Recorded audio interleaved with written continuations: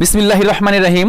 সুপ্রিয় শিক্ষার্থী বন্ধুরা, এই যে আমরা এই অঙ্কটা যেটা হোয়াইট বোর্ডে লিখে নিয়েছি এবং তোমরা দেখতেই পাচ্ছ যে এই অঙ্কটা অনেক বোর্ডে একাধিকবার এসেছে, অর্থাৎ খুবই গুরুত্বপূর্ণ।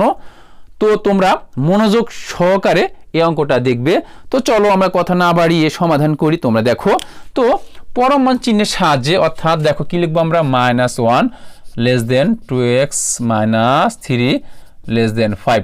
তো আমাদের প্রথম যে কাজ সেটা হলো এরকম যে আমরা -1 + 5 ভাগ 2, অর্থাৎ 4/2 এর মানে কত হলো, 2 হলো। এবং 2কে এমনভাবে ইউজ করতে হবে যাতে আমরা এই সূত্র, অর্থাৎ -a (x) a এটা সমান কি লিখতে পারি, পরম মান x a, এইরকম আকৃতি আমরা ফেলতে পারি।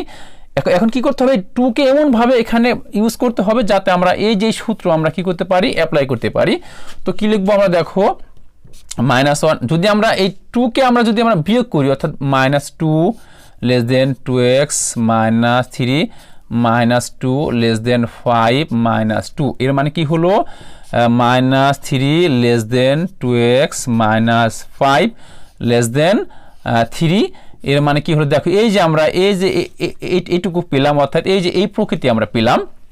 তখন কি লিখবো, পরম মান 2x - 5 < 3, এটাই কিন্তু আমাদের অ্যান্সার। তো তোমরা ভালো থাকবে, সুস্থ থাকবে এবং নিরাপদে থাকবে। আল্লাহ হাফেজ।